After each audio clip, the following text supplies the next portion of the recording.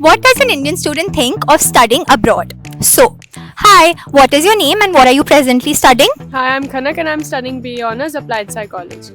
So, what salary are you expecting post completion of this course? Around 30k to 50k at the beginning. Alright, makes sense. So, do you have plans to go abroad for pursuing your masters? Not really, haven't thought about it in much detail.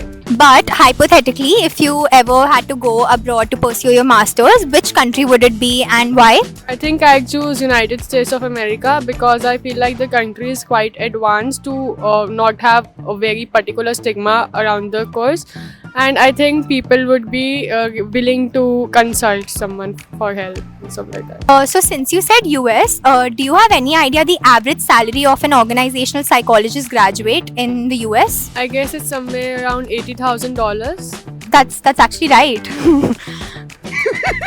पैसा ही पैसा होगा.